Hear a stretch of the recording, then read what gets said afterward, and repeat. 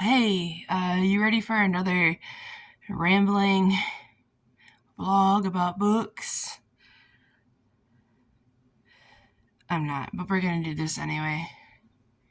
So, um, last I talked about, I finished Bunny, and it was great. It was 4 out of 5 for me.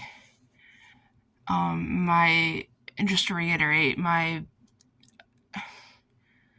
the things I didn't like about it was that it spelled things out too much, and it was long-winded at times when I think the audience clearly got the picture.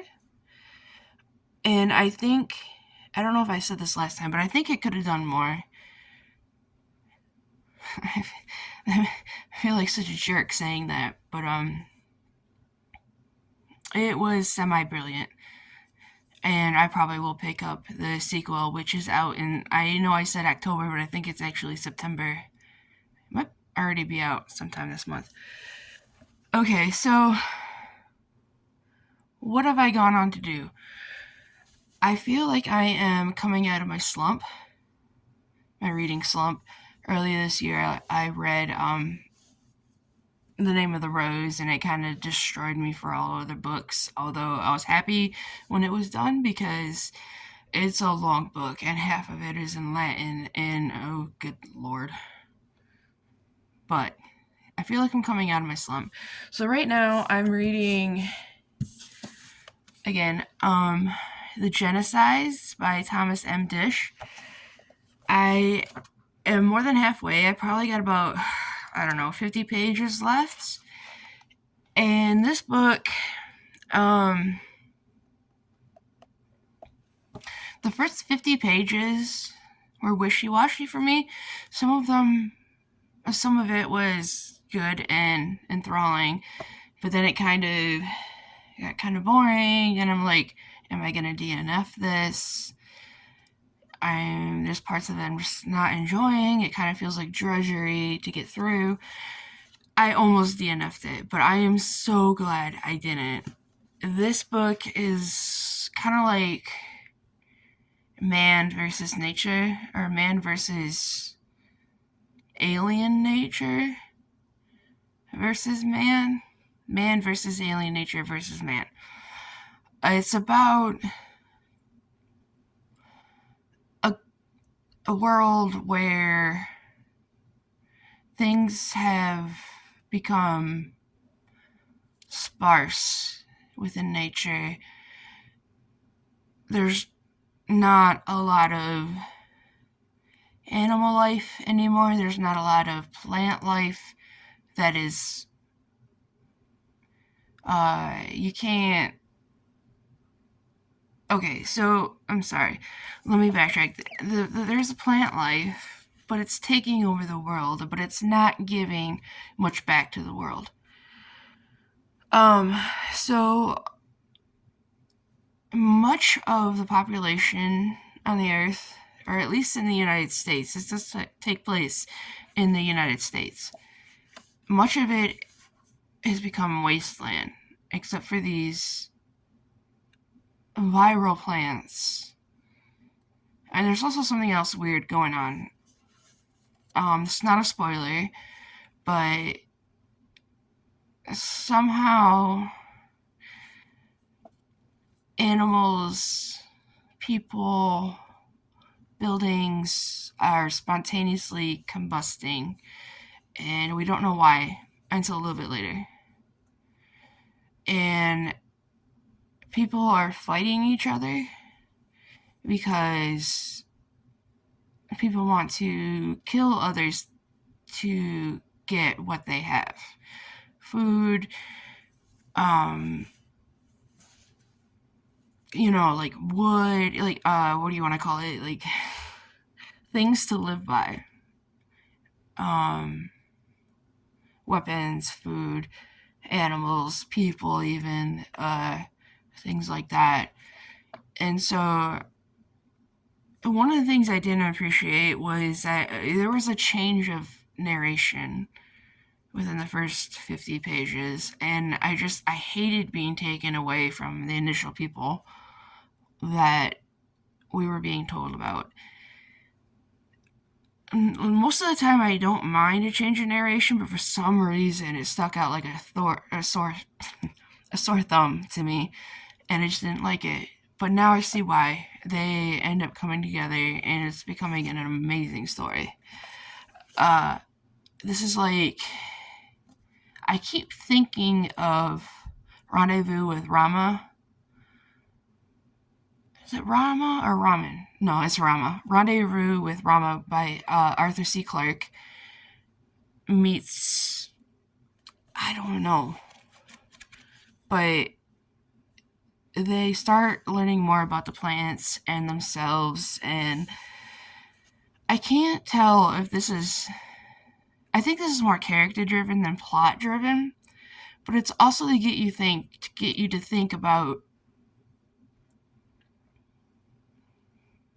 the reverse of how we live now. Like, right now, we eat animals, we eat plants. What happens if plants kind of took over? Oh, that's another thing I was thinking. Like Day of the Triffids, if you know what that book is. I haven't read it. I've tried to get through it a few times, but it's a really old book, and the way it's written is kind of doesn't flow very well. But I still wanna read it. But yeah, so I kind of love these alien plants and how they've made our world alien to ourselves. And I've also realized that I have horror for alien plants. Like, there's some scenes in this book where they're talking about, they call them plants, but they're kind of like trees. But it's like body horror, except it's plant horror.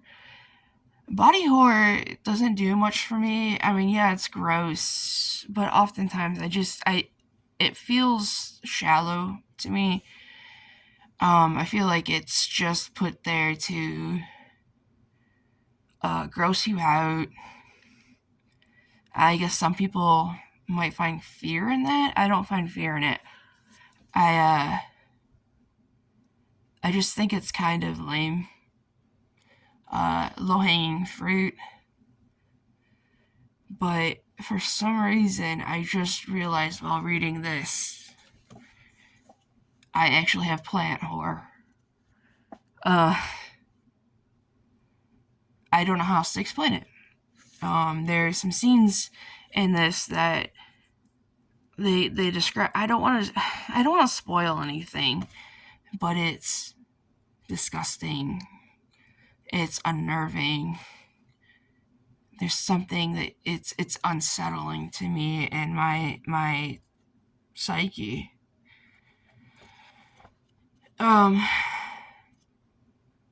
There is a bit of a revenge plot to this with a certain character.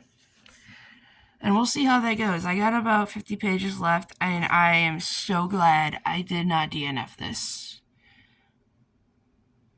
Thomas Dish is a great writer, but I don't know when this was published.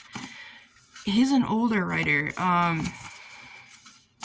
like from the 60s. Yeah, this was published in 1965.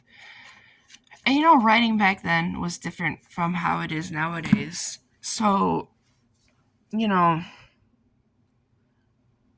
it's just different. I don't want to say there's not a lot of descriptions and stuff like that. There is. It just carries a different vibe. But I'm glad I didn't DNF it. I am excited to finish it. I really want to know what's gonna happen. So yeah. The other book that I'm reading is Tomorrow and Tomorrow and Tomorrow. I haven't gotten that far into it yet. What am I at? Page 34. It's interesting. It's kind of like Ready Player One, where it has those 80s vibes. Not necessarily 80s vibes, but like nostalgia for video games and things like that. But it seems to be much more deep when it comes to character development and the characters in general so far. And I think that's brilliant. So yeah, I don't know. I'm only page 35, 34, or something like that. So I'm excited to keep going with it. I've heard so good things about this, and I'm a bit behind the times because this was published a while ago. Another book that was published a while ago, but that I just love is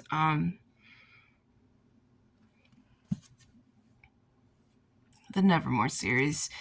Now look, I know a lot of people gave up on this series because the author, she got sick with COVID, and so the book that came out in July, it was like over 2 years behind schedule, and a lot of people unhauled their Nevermoor books. I really love it, and especially right now I'm going through a lot of stuff in my life, and it just gives me so much comfort with the Hotel Decalion. I still don't know how to pronounce that. And Jupiter and all these characters just make it just feels like a warm hug. I used to get that with Harry Potter, but Harry Potter to me has been destroyed by the author. She who must not be named. So this Nevermore isn't quite as great as Harry Potter overall, but it is doing something better. And it's kind of the same. It's kind of the same story with a different skin to it, and with an author who isn't problematic. So I will take that. And so yeah, I will love it. Again, I'm not that far in. I do have the recent, which she finally released this year. I have it. But actually, I have read the first two books twice. And this is the first time reading number 3. I'm excited to get through it and read the new book. It's just great. It's got that warm-hearted feeling to it. You know, I'm so sorry. I'm not being very articulate especially when it comes to Nevermoor. But this is book 3, so I don't know how much I can say about it because I don't want to give spoilers. But yeah, I'm just so sick of people being crap people, and there's an author out there, R.F. Kuang. I've never read her, but I've always kind of wanted to read Babel. And she put out a new book called Calabasas. I'm going to say something that's really unpopular, but in the past, she has been a jerk of a person, saying that, if you're Asian and you don't like her books, well, then you're just jealous of her good looks. And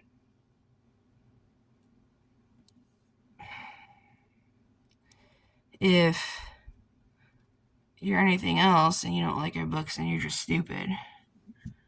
But I've heard some good things recently, like some people don't know how to pronounce Calabasas, or maybe she even pronounces it differently. But she did say, hey, well, it doesn't matter how you pronounce it. It's absolutely okay however you want to pronounce it. And that was kind of cool. Like that lacked attitude like she usually would have in the past. I got more to say, but I'm gonna keep it to myself with her about her. But yeah, so I might get kind of asses, or however you pronounce it. I do want to give her a chance, even though like I've heard bad things in the past, but I've heard good things recently. So I'm just so sick and tired of problematic authors. Like, can we stop? Like, one of my favorite books is Ender's Game, and that author what's his name? Orson Scott Card. He's not great, but at least he's not the level of She Who Must Not Be Named, where she just doubles down on things. Like, he at least has apologized for his homophobia in the past. He's Mormon, so he is religious, and a lot of times, if you're religious, gay people are just, you can't be okay with that. Anyway, I am definitely rambling. So, yeah, those are the three books I'm reading. Genocides by Thomas M. Dish. He's a great author. The only book I read that I didn't like was 334. I DNF'd it. My Camp Concentration is amazing. Read it.